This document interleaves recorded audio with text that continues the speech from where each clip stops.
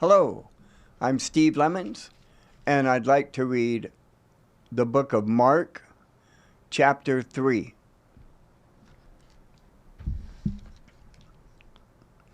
Jesus went into the synagogue again and noticed a man with a deformed hand. Since it was the Sabbath, Jesus' enemies watched him closely. If he healed the man's hand, they planned to accuse him of working on the Sabbath. Jesus said to the man with the deformed hand, "Come and stand in front of everyone." Then he turned to his critics and asked, "Does the law permit good deeds on the Sabbath, or is it a day for doing evil? Is this a day to save life or to destroy it?" But they wouldn't answer him. He looked around at them angrily and was deeply saddened by their hard hearts. Then he said to the man, "Hold out your hand." So the man held out his hand, and it was restored. At once the Pharisees went away and met with the supporters of Herod to plot how to kill Jesus. Jesus went out to the lake with his disciples, and a large crowd followed him. They came from all over Galilee, Judea, Jerusalem, Idumea, and east of the Jordan River, and even from as far north as Tyre and Sidon. The news about his miracles had spread far and wide, and vast numbers of people came to see him. Jesus instructed his disciples to have a boat ready so the crowd would not crush him. He had healed many people that day, so all the sick people eagerly pushed forward to touch him. And whenever those possessed by evil spirits caught sight of him, the spirits would throw them to the ground in front of him, shrieking, "You are the Son of God." But Jesus sternly commanded the spirits not to reveal who he was. Afterward, Jesus went up onto a mountain and called out the ones he wanted to go with him, and they came to him. Then he appointed 12 of them and called them his apostles. They were to accompany him, and he would send them out to preach, giving them authority to cast out demons. These are the 12 he chose: Simon, whom he named Peter; James and John, the sons of Zebedee, but Jesus nicknamed them sons of thunder;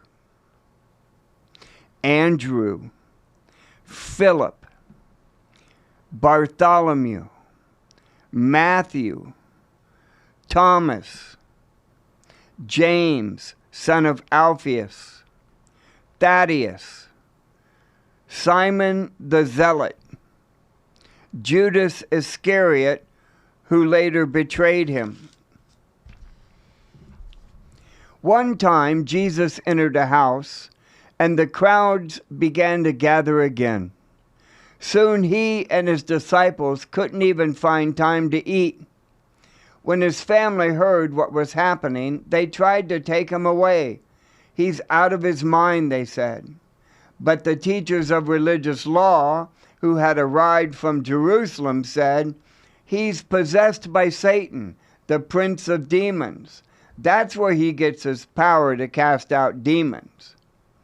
Jesus called them over and responded with this illustration. "How can Satan cast out Satan?" he asked. "A kingdom divided by civil war will collapse. Similarly, a family splintered by feuding will fall apart. And if Satan is divided and fights against himself, how can he stand? He would never survive. Let me illustrate this further. He who is powerful enough to enter the house of a strong man and plunder his goods. Only someone even stronger. Someone who could tie him up and then plunder his house. I tell you the truth.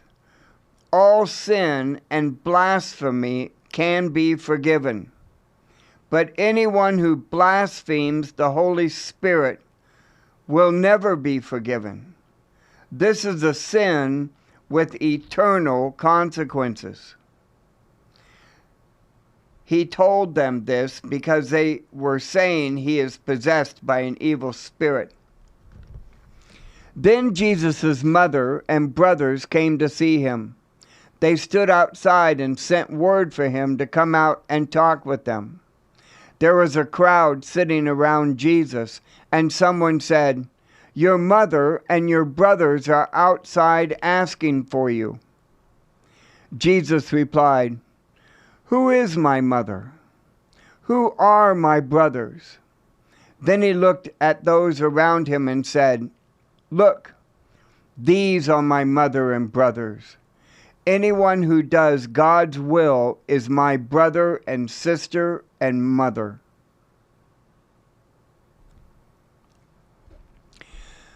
The book of Mark, chapter 3.